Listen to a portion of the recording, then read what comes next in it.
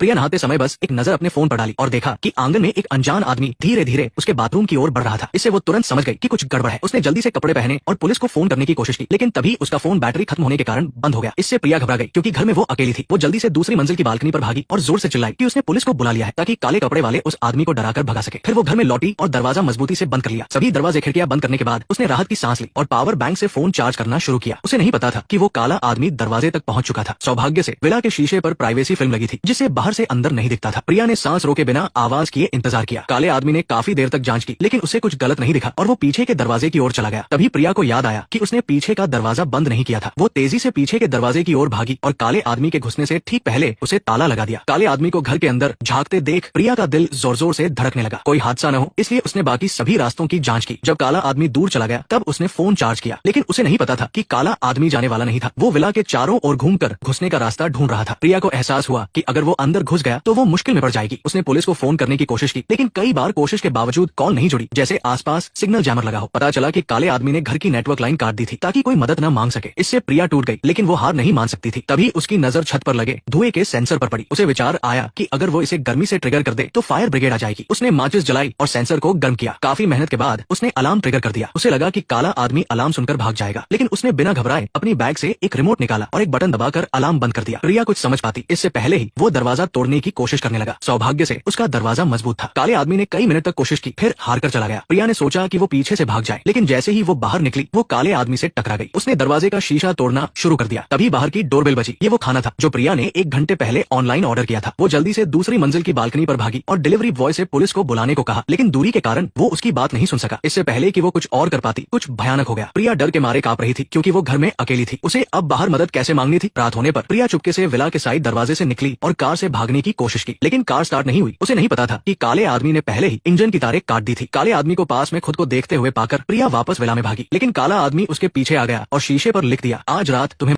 होगा। प्रिया डर से कांप रही थी। काले आदमी ने एक ब्लोटॉर्च निकाला और दरवाजे का ताला पिघलाने की कोशिश करने लगा। जिंदगी बचाने के लिए प्रिया ने एक फल काटने वाला चाकू लिया ताकि दरवाजा टूटते ही उस पर हमला कर दे, लेकिन जब ताला टूटा तो डर के मारे वो भागने लगी। उसे लगा कि घर से निकलने पर वो सुरक्षित होगी, लेकिन उसका विला पहाड़ पर था और शहर तक पहुंचने में कम से कम 1 घंटा लगता। मजबूरी में वो फिर से विला में लौटी। तभी वो अपने पुराने प्रेमी अर्जुन से टकरा गई। पहले तो वो खुश हुई, लेकिन फिर उसे शक हुआ कि अर्जुन ही काला आदमी हो सकता है। उसने बिना सोचे अर्जुन को चाकू से घायल कर दिया और भाग गई। फिर उसने मल्टीमीडिया बॉक्स ढूंढा और नेटवर्क को फिर से जोड़ा। नेटवर्क जुड़ने के बाद उसने पुलिस को फोन किया, लेकिन विला पहाड़ पर होने के कारण पुलिस को आने में कम से कम 20 मिनट लगने वाले थे। प्रिया को ये समय अकेले गुजारना था। उसने चुपके से काले आदमी के पीछे जाकर उसे एक बेडरूम में बंद कर दिया, लेकिन दरवाजा ज्यादा देर नहीं टिका और काला आदमी उसे तोड़कर बाहर आ गया। अभी प्रिया ने घर की बिजली काट दी। अंधेरे में काला आदमी भटक गया। प्रिया ने चाकू उठाया और पीछे से हमला करने की सोची, लेकिन तभी उसका फोन बजा और हमले का मौका चूक गया। उसे लगा कि अब उसकी जान जाएगी, लेकिन तभी बाहर पुलिस की सायरन की आवाज आई। काला आदमी डरकर भागने लगा, लेकिन भागते समय वो सीढ़ियों से गिरकर सिर के बल गिरा।